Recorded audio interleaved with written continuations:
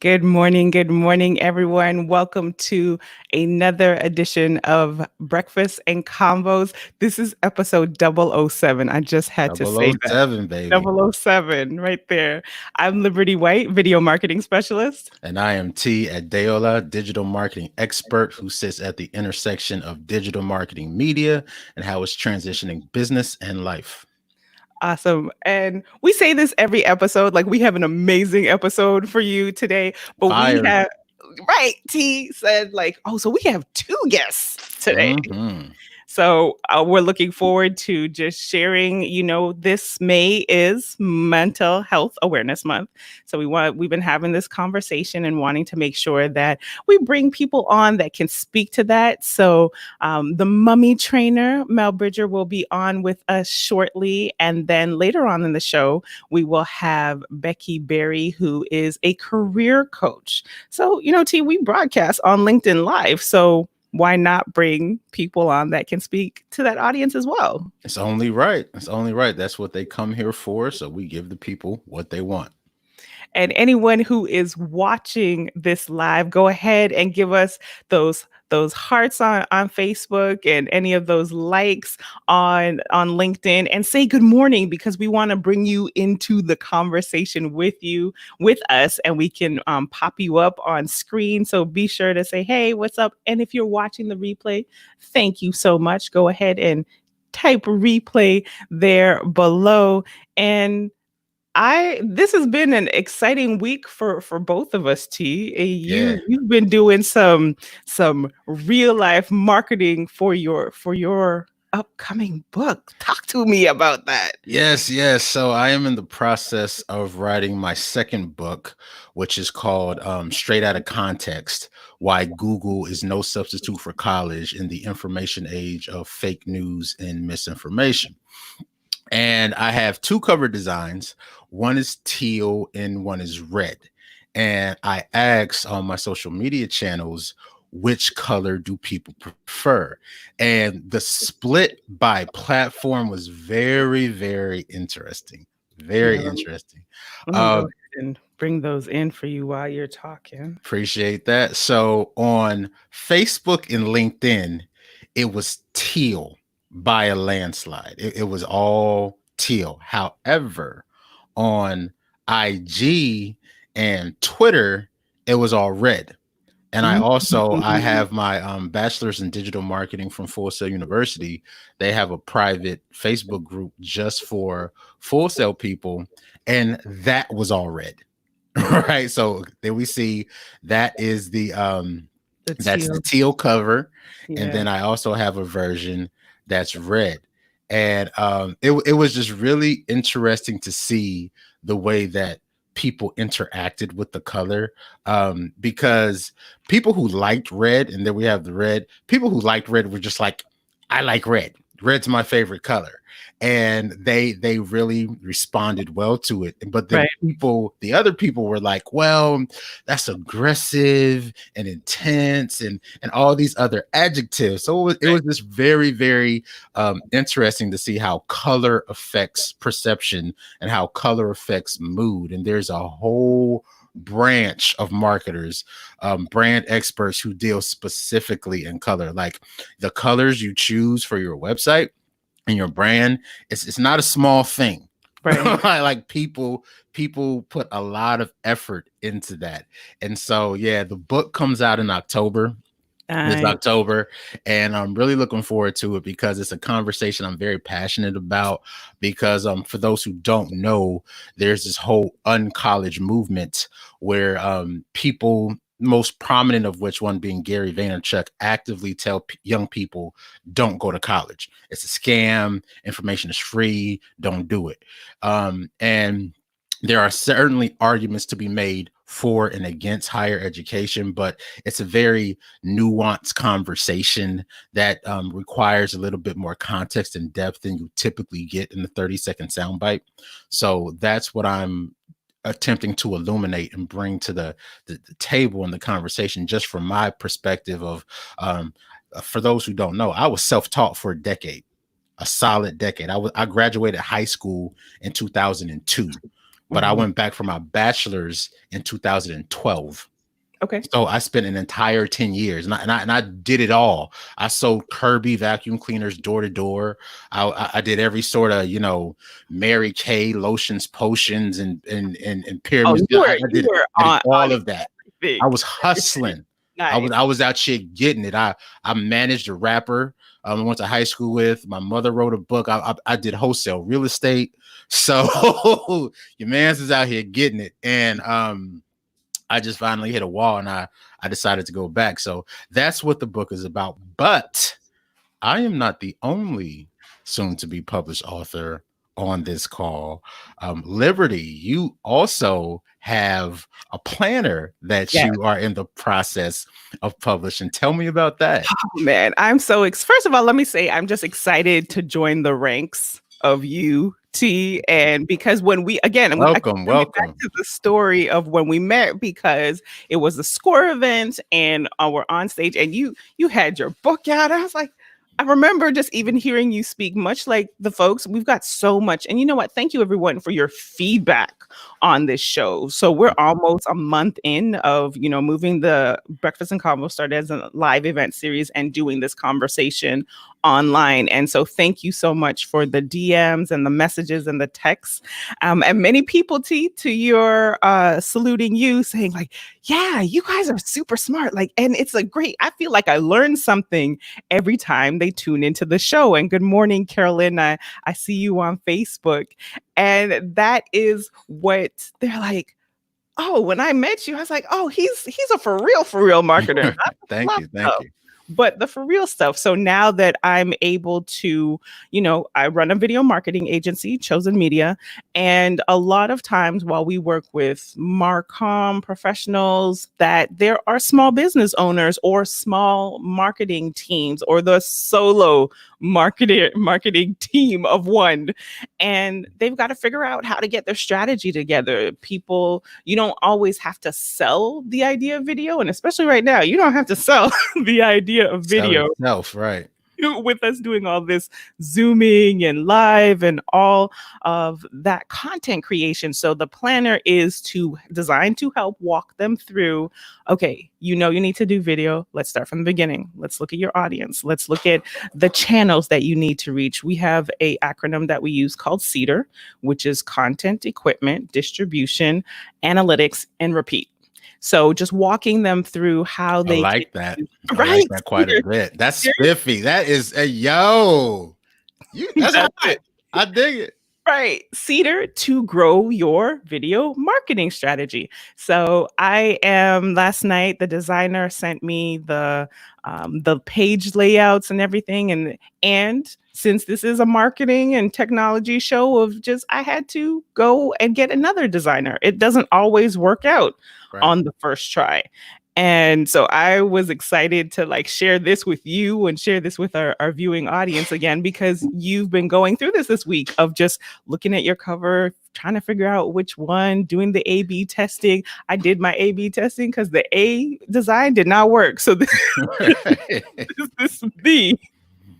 Indeed, Yeah. it's a process. It is a process, not an event. And that's exciting. That's really exciting because I know how to edit video as well. When I first got into it, overwhelmed doesn't quite say it, because Premiere Pro, like, you get used to it, but there's a screen here and then there's a screen there, and Right. then there's this other bin over here you got to pull, and it as you're looking at the different clips, you're thinking through how you want things to flow and whatnot. And so I think that had I had your planner a few years ago when I was first learning how to cut video in 2017, the process would have been a lot smoother. So Right. I'm really looking forward to it. And I know even for me, and like I said, I've been cutting videos since 2017.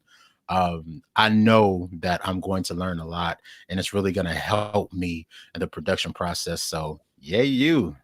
Awesome. And I see that our guest is in the waiting room, but before we get to her, you got some good deets to share with us today. Yes, yes. Blockchain. Yes. So technology for good and technology for health. It's really exciting space. So Consensus Health, they actually launched a code stop COVID-19 um, blockchain hackathon last month. It ran from April 13th through May 11th. And we're actually going to have some folks from Consensus Health on the show in the coming weeks. So stay tuned for that. But what they did was they brought together disparate groups that don't usually talk to each other, Okay. and they got them virtually in a hackathon. And for those who don't know, just to back up, a hackathon is a term that stands for a marathon of hacking. So typically you get a bunch of developers, a bunch of creatives, somebody with an idea, and you bust out a prototype in literally 24 hours, 48 hours, or a very short amount of time. So typically product development takes months, and it could even take years depending on how big of a rollout you're doing. And these things happen like you're going snap, snap, snap. You're going from ideation to prototype to wireframe, and you're just banging it out in a very short period of time. Shout out to Joey Womack in Atlanta of Goody Fact. Nation, because he was actually the first hackathon I ever participated in. And our team came in third, but that's a different episode. So anyway, I'll talk about that later. But shout out to Joey Womack. He's the hackathon king in Atlanta. So anyway, they had a virtual hackathon where they brought together Gitcoin and Hyperledger and 1 million developers and OpenMind, and they did virtual panels. And of course, there's prizes. The first place was $10,000, Okay. second place was $7,000, and third got $3,000. And what I really enjoyed from listening to Heather Leigh Flannery, who's the CEO of Consensus Health, is that the focus was on dignity preserving technology. When she said Mm, that ran through me, it hit me like lightning. Dignity preserving technology, because as we've talked about previously, when people are scared, there's this sort of trade-off between security and safety. And right. so that can muddy the water. Has been just I'm not going to steal Heather's thunder. We're going to have her on later on in the coming weeks. But it was very, very exciting to see that this type of environment was being created online, and specifically how blockchain could be utilized in a way that, again, dignity preserving technology for health and healthy outcomes. And it blew my mind, and I was really excited to learn about it.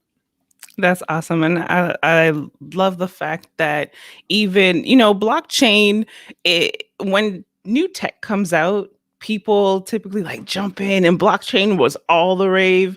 And it seems like it's just kind of quieted down over the past number of years. But I was like, I'm interested what's going to happen in the midst of, on the other side post COVID, and seeing how with the globalization, because while Mhm.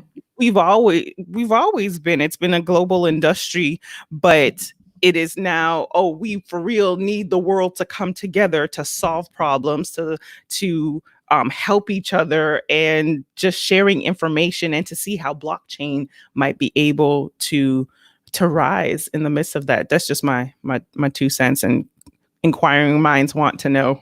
Absolutely. It's exciting times. Exciting times. And speaking of exciting times, COVID-19 has brought mental health to the fore, because we're stuck in our houses, and now all of a sudden parents are becoming homeschoolers, which did not necessarily sign up for. And Right. so all of these things take a toll on one's mental health. And one quick way to stay healthy that I personally have been indulging in is exercise. I exercise. Mm. I may not look it because I'm still a biggin, but I actually exercise about 2 hours a day.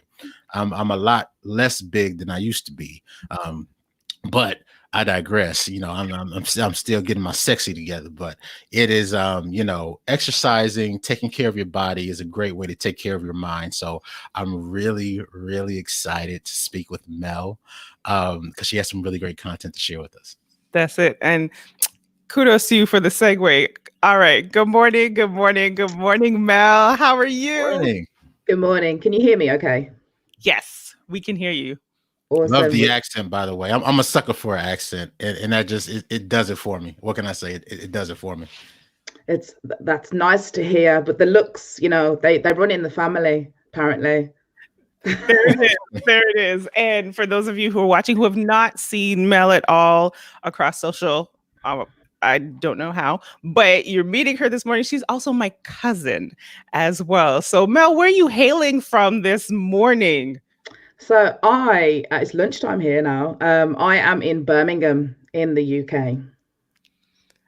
International. I dig it. I That's love it. it. Breakfast and Convos. We are international. And so we thank you for coming on this morning and or afternoon where you are and just getting into mental health and fitness. And you have been in this space for a long time. And if you can just talk to us about your journey from a career standpoint, but then when your career and passion collided, and I'll let you talk about Beats Fitness and the Mummy Trainer and just the importance of mental health, especially wellness and mental health, especially now.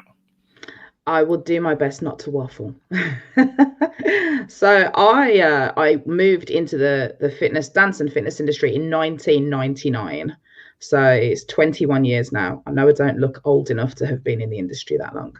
And I did it as a side thing, really. It was a hobby that turned into a career very quickly. I'm very passionate about what I do, another family trait. And when I find something that I enjoy and I love, I want to get really good at it. So I became a professional dancer very, very quickly. And then when I had my children, I just started to teach dance fitness classes. So it was where Zumba, which everybody has heard about, was just gaining traction. So I qualified as a Zumba instructor, and then it just went crazy over here. So I was able to combine both dance and fitness together, which was awesome for me. So then when I had my children, I moved into teaching full time because I actually worked in human resources. So I come from a corporate background and just took various qualifications. So moved through, became a personal trainer, and then became a tutor and an assessor as well. So I trained the trainer, for want of an expression. And mental health has always been a big thing about fitness for me. I have my own mental health journey that over the last 12 years, I've dealt with anxiety and depression, which I'm more than happy to discuss because I know that if I discuss it, it encourages more people to share their journey, and talking about it can really, really help.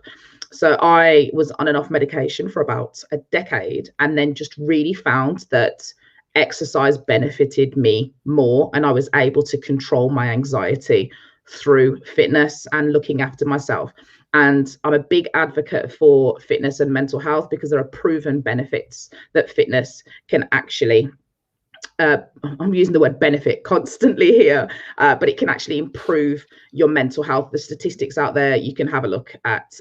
Any country will tell you that fitness impacts heavily in a positive way because it helps. Simple thing, cortisol. So it's one of the things that are missing where it's replicated with medication. So a lot of antidepressants have cortisol in it, and exercise actually helps to release the same kind of endorphin as the antidepressants are replacing. So that in itself is huge for mental health. Absolutely. And you're not alone because that was very much so my journey as well. I had a very traumatic incident at the end of last year, and my mental health was starting to decline. So I hopped on the treadmill, and I've been on one ever since because I researched what you had just said that, I'll be frank. I didn't really know what endorphin was. I just know I needed to feel better. And so I started to exercise, and it worked. I did in fact feel better after exercising, and I've continued to exercising. And I have no idea how much I weigh, by the way, because I didn't want the weight of knowing my weight, if that made sense. I didn't want to be constantly fixating on a number. I just know that when I shower and I lift my arm up, like I can actually feel my ribs now. Like, cause before I couldn't always do it. It used to be a role right there. Mm-hmm. It's like I'm a big end, so I got the man breast thing happening and whatnot. And so my cup size is shrinking. I can feel my ribs, and I look down. I can see 6 of my toes. You know what I mean? It's like I'm winning. I'm definitely Absolutely. winning. So absolutely. Can now, if you could, being a fitness expert as well as a mom, I know that postpartum is something that a lot of women struggle with, and something I've been seeing recently that you didn't really used to see is women like exercising when they're pregnant, and not just like going for a walk. Like, no, they balling, like hooping and deadlifting and all of that good stuff. Talk to us a little bit about the role that exercise plays in not only safe deliveries, but stemming postpartum depression, which is a huge issue. So again, it's going back to endorphins, and cortisol is basically the happiness hormone. So, when you've done your exercise and you feel really relieved and just like pumped afterwards, that's what's happening. It's coursing through your body. So with pregnancy, there's a common misconception that as soon as you get pregnant, you must stop everything and sit down and do nothing. And that's an archaic viewpoint. That stems back from like when my mom was a child, and it benefits you in lots of different ways. It keeps you active. It definitely helps with labor. It will help you throughout your journey with fitness as well, because it's very easy to gain weight when you're pregnant. And we're able to do a lot during pregnancy in terms of fitness. So not just walking, you can still lift weights. There's lots of things that you can do up to like mid towards the end of the second trimester. That's when you need to kind of like slow things down, but there's still a lot that you can do. And it definitely helps with postnatal depression. We call it postnatal, you guys call it postpartum. Right. And I suffered twice with postnatal depression. And the second time around was worse for me. And I actually didn't want to leave the house. I was scared to leave the house. And I have a friend who's a Pilates teacher, and she actually came into my home and taught me, because I wouldn't leave the house. And it just helps. Again, it's the endorphins for that to be coursing through. Really, really does make you feel better. And, we're overloaded with hormones when we're pregnant. So trying to combat the two, and then having to deal with not mood swings, but having to deal with, that element of depression, the amount of pressure that you put on yourself as either a new parent or even just, having more children, it's incredibly stressful. So anything that can take that element away from you is going to be beneficial. And what I love about exercise is how versatile it is. So if you don't like a particular type of exercise, you don't need to do that. My own personal preference, I like weights. That's where I get my pump, my mental boost from. I like to lift weights. Other people just like to walk and listen to podcasts. People like to run, and it's really finding the kind of exercise that suits you. And when I had my children, especially when I had my daughter, there was nothing around here.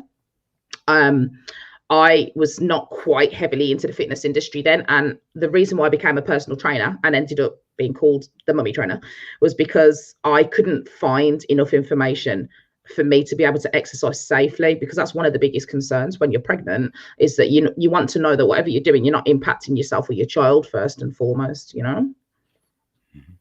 Absolutely. That's I dig it. That makes a lot of sense. Liberty. Any questions or anything that you want to ask?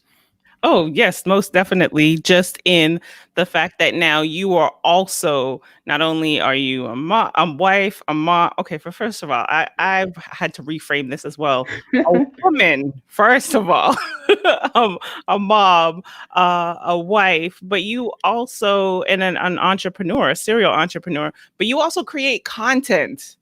And how have you been able to navigate that, especially since your space, your environment has changed because everybody is at home? So I'm fortunate that I have space. So next to me here, where you see this glorious natural light flooding through right now, is a conservatory. So I share that with the children. The children use it for storage, and I had to transform that space. I used to teach clients out there, but I needed more space to be able to take my live fitness classes online. and do it that way.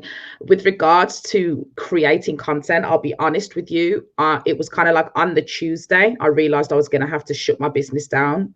I had a little bit of an episode. And then the next, what does episode mean? Okay, so I don't get panic attacks or anxiety attacks very often. And when I took my children to school after seeing what was in the news, I remember it was the Tuesday, I sat in my car and I cried at the sheer enormity of my business shutting down. So I lost probably 75/80% of my revenue overnight by cancelling my classes, because not everybody could instantly move across to live streaming. I teach a lot of people that are in their 50s, their 60s. You know, some people are technophobes. I mean, some people our age are technophobes, you know? Yes. So it was being able to educate the masses. So I knew that I was going to have to give them something, because a lot of my clients suffer with mental health and rely on me for that fix. I am their antidepressant, and they will tell you that themselves. So I said, right, what can I do? Right. I know how to use Zoom. I have a webcam already. Let's live stream the classes. So been live streaming the classes, and that's been fine. Had to still be able to create content to market to people, or to try and draw new people in, because it's a whole new world now. I'm not only marketing to people that are in my area that I want to get into my studio. Now I've got an untapped audience, and I need to get a spin on this quickly before everybody else realizes what's going on and gets a spin on it. Yeah. So there were a couple of things that I did. The first thing I did was I hosted a webinar for fitness professionals and taught them how to get online. And I had a couple of one-to-one sessions with that. And then the second thing was realized I had to homeschool, needed to keep the children active. So I was like, okay, at 10:30-ish, they have a break at school where they get to go outside and run around. I need to do something with them. Okay. So I decided to go live on my Facebook page with the children. And we were doing that for months. And we've now just moved across to pre-recorded content, which I can talk to you about that in a bit. So I decided to involve the children because they were with me all the time. And what I didn't want to do was shut them off in a space and try to do what I would usually do. It's not fair. Right. You know, they're going through it. They're going through something as well. Exactly. So I knew it was important that I needed to keep them active still. So we came up with the concept Wake Up, Shake Up, and ended up in the media, which was funny. So yeah, we were in the media. We got a journalist, saw the video, wanted to know more. And so we did it that way. And a lot of the content that I am creating on Instagram in particular, my platform of choice right now, I'm talking about behind the scenes stuff. So I'm talking about how COVID-19 has impacted me from a mental health perspective, what fitness professionals can do to still bring people in, the kinds of content that I'm creating. So I use stories heavily for behind the scenes. Okay. And I use IGTV to educate. So we have just now started. Sorry, I just had to, just for a moment, because folks, I don't know, she just gave you some strategy there. She just gave you some game. How to market there. Yes, because she also teaches as well. See, like serial entrepreneur. But go ahead, Mel. Sorry, cuz. Well, that wasn't very professional, was it? Sorry, cuz. So yeah, I had to try and like ramp up my game, and a lot of people gravitate across to YouTube, and I actually think that IGTV is such an untapped market, and it's just so easy for me to create content. Right. And a lot of fitness, I'm followed by a lot of fitness professionals, and also, sorry to drop this in, I'm a public speaker as well. So I go around and I teach small businesses how to use social media video content on a budget. Yes. So I'm followed by a lot of people that want to know more about video and kind of things. It's great. It's just great. I love IGTV for its versatility. It feels much less stressful for me to create content for IGTV in terms of the editing process. I use an app on my phone called Videorama. I can edit and whack it out in a space of a few minutes while the kids are on their iPads doing a task for school. And that's what it needs to be for me. I'm a mum. My husband works upstairs all day. Have to keep the kids downstairs. So I get them involved in what I do, but I need to be fast. And that's why I create content on my mobile phone. And that's why Instagram is my platform of choice, because it's just less stressful. You can create content very, very easily, and you can drive views right up in a short space of time. I think it's easier to get views on IGTV than it is on YouTube right now. I dig it. I dig it. That makes sense. I see that you're on Team Apple Watch, as am I. You know, because that's where you want to be. How do you? How do I want to phrase this question? Like I said, how do you balance the metrics with the mindset of fitness? Because, like I said, I got to the point where I don't weigh myself because I don't want to know my weight, because I'm the type, I'm constantly checking, and I'm doing it. It takes over my life, and I can't I can't manage it. It really, and I might be exposing some latent OCD. I don't know, but I actually know a lot of people who are in the same boat, to where they get these fitness trackers, and they get these apps, and next thing you know, they're weighing stuff out. And not that you shouldn't weigh stuff out and portion your meals, but I'm saying there has to be a healthy balance, if that makes sense. So what advice would you give someone who, you know, is on this journey and they want to be helpful, but to keep it in, you know, keep things in context? I don't weigh myself either, because it's one of the most inconsistent ways to measure your progress when it comes to fat. I don't refer to it as weight loss, I refer to it as fat loss. And it's changing people's mindset. So I am very careful of the language that I use at home, because I'm very conscious that my children are listening to me. And there's a great saying that I'm probably going to mess up now. I think it's something like, when I felt like quitting, I needed to remember who was watching. And I am a constant, you know, source of information, experience with my children, and I actively encourage them to talk about things. So instead of talking to my children about how much we weigh, we'll talk about the food. We have like a food plate. I'm not too sure what it's like in the States, where it tells you the different types of foods to eat. So, you know, like carbs, protein, whatever. Ours is a pyramid, but yeah. Yeah, I think I've seen it. So I'll talk to my children when we're eating, and I'll ask them what section of the meal plate their food comes from, and they will just reel it off. So I'm a great believer in knowledge is power, but also what you choose to do with that knowledge is just as important as having it. So I've taught my children from a very early age that knowledge is power. So they are hungry and inquisitive. And I think I'm getting to my point. As adults, we need to take a lesson from our children.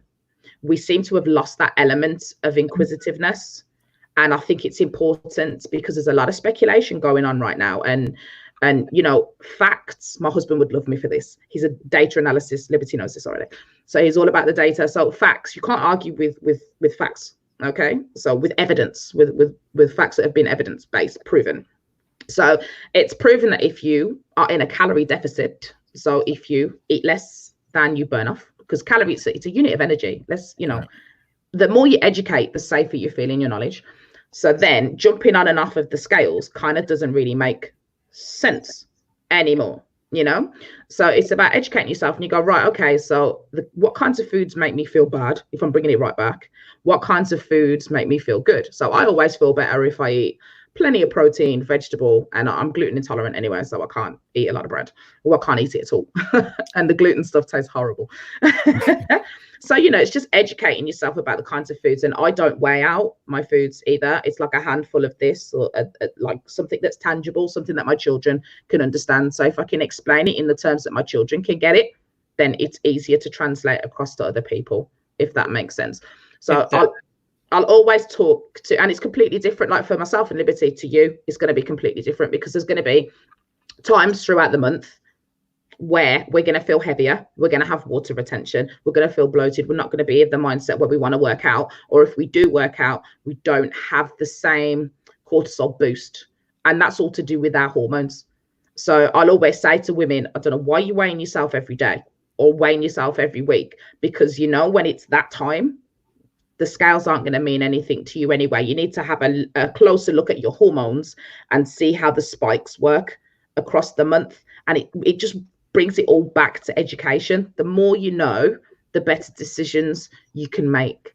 I hope that made sense, because I got on my soapbox a little bit then. No, I it loved it. I definitely loved it. made. I was just like, okay, so note to self, stop doing this, stop doing that. And for those that I see the comments going on Facebook, good morning, Vanessa, Alicia, and Carolyn. Thank you so much for watching. And Mel, you're one of those guests too that we have to bring back. And because I tried. I was like, let me just this few minutes to talk about this, but rightfully so, there is so much of us talking about what we put into our bodies as well, that how much that affects our mental health. So I thank you for sharing and enlightening us. And where can people find you? Because we will put it in the show notes as well. Thank you. So I am the mummy trainer. If I get the right side of the top. It's all about the branding. And I was going to say, a branding expert. I'm the mummy trainer on most platforms. I go on Twitter occasionally, but not so much, since there's just too much bad news on there. I don't want to see it. So I'm on Instagram a lot. I'm the Mummy Trainer UK on Instagram, and you can find me on Facebook as the Mummy Trainer as well. Awesome. Thank you so much, Mel. You're welcome. Like I said, we'll be back. I know that you guys had the affinity. I know I need to step up my fit tech game, and I will turn to you guys for help with that. Thank you so much, Mel. Thank you. Learned a lot. Whew. Time. We might have to extend this show. Maybe.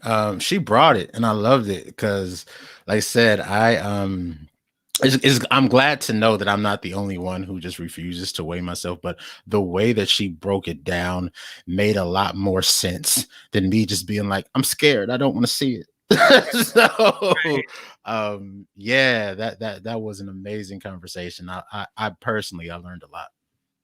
And we are going to learn a lot more in the next few minutes with Becky Berry. Hi, good morning, Becky. How are you? Good morning, Liberty.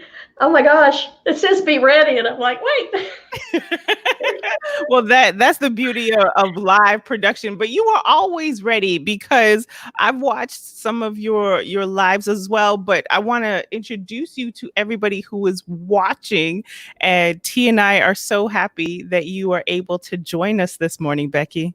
Oh, thanks for asking me. I was super excited when you asked, because I'm talking about my favorite stuff: mindset, taking care of yourself, and then work. That's it. And now and if you can share a little bit about, because you've been in this space for a long time, and in a time where people are getting furloughed and we're all adjusting in some shape or form. We wanted to bring you on. We are broadcasting on a number of platforms, but our main one is LinkedIn, where our news feeds are now. We have so many people who are either furloughed or they are trying to find their next opportunity. First, I'll allow you to share a little bit about your background for those of our viewers who might not know you. So I am a career coach. I've been doing this for 6 years. It's my 7th career. So I know about changing careers and changing jobs. I used to change jobs literally every 6 months. I would get bored. I'd do something new. But I come to this from, I've owned a software company. I have published magazines. I have done things for nonprofits. And immediately before I became a coach, I was a special ed teacher. So I get brains. I'm a brain person. How does your brain work? I don't believe in brain differences. I believe in inclusion, in the diversity of minds. So that really informs my coaching, and it's one of the things that powers my strategies when I work with my clients, because I work with people, they're rockets. I mean, they are going places. They don't need a prescription. They need somebody to go, what are you saying? You can't be serious. That is not who you are. Lift them up, hold them accountable, and make sure that every person I touch is telling their most powerful story about work. And that's actually how I move through life. is that your most powerful story? I'm not sure. Let's look at that. Mm. And that's what I do. I run boot camps. Everything's virtual now. I run boot camps. I just created a new resume workshop on demand. And I'm working one-on-one with clients and my executive coaching clients. Okay, so we have some questions because this segment is the Ask the Expert, and you being an expert in your own right of switching careers, but then also helping those professionals who are looking for their next opportunity. And we've got some questions here. I'm going to see if we can pull those in so that you can speak to them. All right. So, what can candidates do to stand out in the current climate? Ooh, that is a good one. Yeah, it is. Well, and that's the core. I say that if you tell the right story, you get the right job. So it's all about owning who you are, owning your best work, and then weaving it into a story. People don't remember bullets on a resume. People remember a story. And the best place to tell your story, hello, is where? LinkedIn, in your about, right? So you want to talk about how you solve problems, how your particular take on work informs the results that you get. And that is what will set you apart. If you understand the industry you want to be in, if you understand how you can impact that industry and own it, be confident, understand that you got to where you are because you have massive talents and skills, and don't pretend like you don't. One of my favorite quotes is from the book The Confidence Code. It's by Katty Kay and Claire Shipman. Katty Kay is an anchor for BBC America, and Claire Shipman works for ABC. And they said that confidence comes when you turn off the insidious self-talk that says you can't, and that's trumped by the stark reality of your achievements. And that's what I like. I force people back over and over. You say you can't do this, but wait a minute. Didn't you tell me you had no idea how to do this and you accomplished this and you got this result? And they're like, oh, yes, I did that. I did that.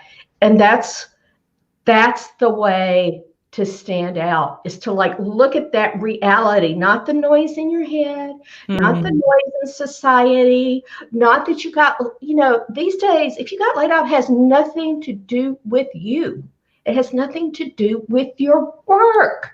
Let's say that again, Becky. I think if you got laid off, that's going to be a soundbite. Like, it has nothing, if you got laid off, to do with you. It has nothing to do with your skills. And ladies, look me in the eyes. It has nothing to do with you. Okay? We are conditioned to believe that we did something wrong. You did not do anything wrong. You did everything right. Now you're going to bring all that stuff you did right, repackage it, own it, merit it, cover yourself in your achievements, and then go write your about on LinkedIn. Go tell your story, make it shine in your resume, and picture success. Picture that there's a job out there for me. And if you know exactly what you want, picture it. But if you don't, just stay in that space. I'm not going to get like religious or anything here, but I believe in the universe, God, whatever. I'm a person of faith, and I believe the universe gives us what we want. So if you stay in that space, it helps you stay open. I know that somebody is looking for what I do, and I am going to be out there, and I'm going to be faithful to me, to myself, to the work I've done to this date by showing up. I love that. And I have a question personally before we get to the audience questions. So given the environment that we're in, how do you, as a job seeker, how do you deal with rejection without getting discouraged? Because, or at least for me personally, and I'm testifying because you just took me to church, so I'm testifying. Like I have a difficult time being rejected over and over and over again and not losing enthusiasm. So what would you say to someone who has gotten rejection letter after rejection or email rejection email after rejection email, and how to, stay positive and still tell that story. Well, babe, you got to put on your sales shorts. You got to put on your sales shorts, because anybody who's ever been in sales, and any of us who have our own business, we're in sales. My husband was a very high-powered salesperson. The more no's you get, the closer you are to a yes. And you have to own that in your marrow. Is it easy? No. No, it is not easy. But it is your mantra. It is your mantra. The more no's I have, the closer I am to a yes. Because also, those no's are full of information for you. Okay? So if you pull apart whatever it was you applied for, and you look at it carefully, and you really think deeply about it, you will go, oh, that was not the right spot for me. And the minute you say that, you're like, that means there is one. That means there is one. Y'all, I spend a whole lot of time coaching on this. You can just imagine, right? Because, I have clients in their 50s and 60s. And let's talk rejection, right? I mean, right? So it's really staying there. It's that and that the stark reality of your achievements. So you've got to get that insidious perception that you're not, that you have no value. And you've got to, like, that stark reality of your achievements go, no, babe, you've got this. Stay the course. Stay the course. Then go walk outside. Then go walk outside. Okay? Preferably when the birds are going crazy. Okay? Because when the birds are going crazy, it's like you have to look up. The birds are going, you're like, where's that bird? Where's that bird? Right? That's I do that. I do that when I'm like freaking out. Look up and looking up. All right, let's get to the next one, T. So the next question is, what can prospects do to protect their mental health during their job search? Yay. Well, we had a little taste of that right there, didn't we? Mm-hmm. So I'm going to go back to what I said. Imagine the outcome you want. You don't have to believe it. You do not have to believe it. You just have to say it. Mm-hmm. Because when you say it, you're lifting yourself up. Liberty's like, oh, Becky hangs out with Leah. You're lifting your vibration. You're lifting your spirits. You feel your posture change. And say it again. And say it again. Because what happens, it's a practice, right? Practice doesn't make perfect. Practice makes permanent. So the more you say it, the more it comes into your DNA and your spirit, and you can pull out faster, right? Like with any practice, you'll get in that spiral, man. I should have a job. I should be doing this. No. Mm-mm.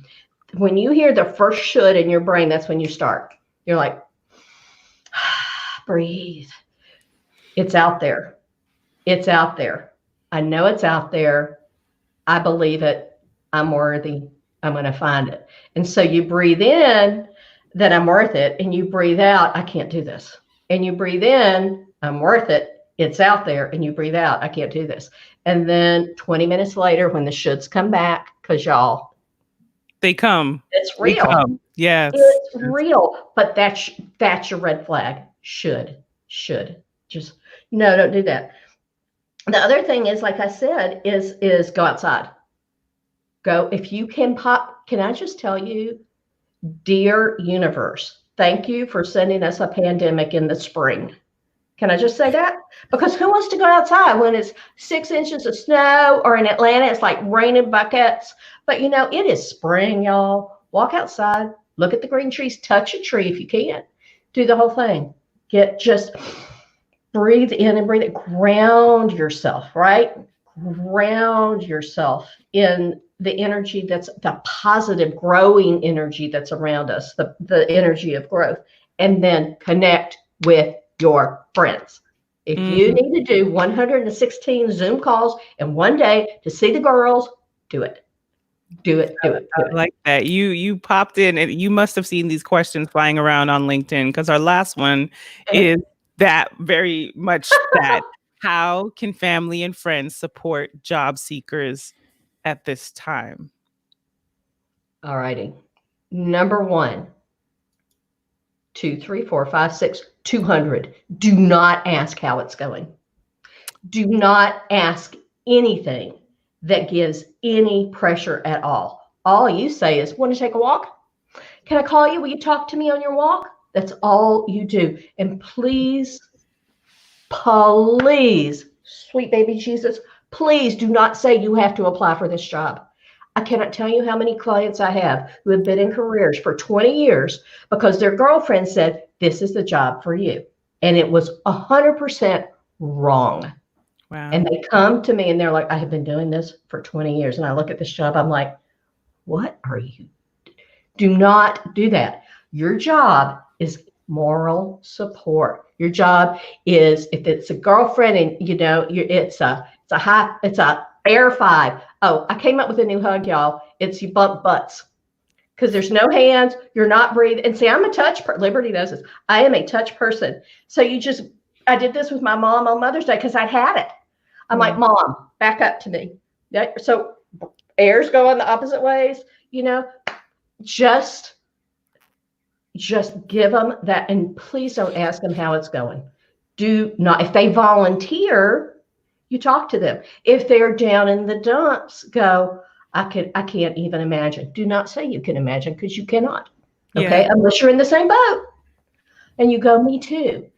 Just don't separate yourself from what they're doing, honor where they are and lift them up by making a phone call with a joke, send them a silly meme. Just lift them up and tell them, don't say, I know you can do this. Yeah, but that's just noise. I mean, that's just noise. And you think it's good, but that's pressure. That's pressure. Just go, hey, I just want to talk. How's your hair? Did you get your hair cut lately? You know. Yeah, that is so good. And now I have a bunch of people to apologize to because we think that by sending them these, you know, job, or you should, like you said, that line of like, don't say you should apply for this. So let me go back to that for a second, because I am the queen of this looks good for you. And this is, is it okay to send them jobs? Interesting. Or is it interesting? Use the word interesting. Don't use value words. Okay. I think it's the value words that puts the pressure on it, right? But if it's, wow, this kind of looks interesting, you know? And the other thing you could do in that situation is if they give you any indication they're interested in it, you can say, do you want to know why I thought it was interesting for you? Or in the email or wherever you're contacting them, you can put in something that says, I like this for you because, and point out one of their strengths, Liberty. Do you know what I'm saying? Put one of their strengths, you know, till you have no fear.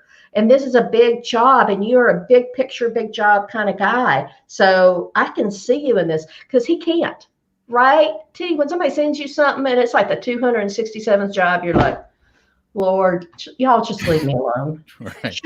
But if I send you something that says, wow, this, and you know what, if you can't do that, and it's not something that as you're writing it, you're like, oh, I'm so excited that he could totally do this. Do not send it. This job's okay. It pays money. It has benefits. Okay. Yeah. It pays and it has benefits.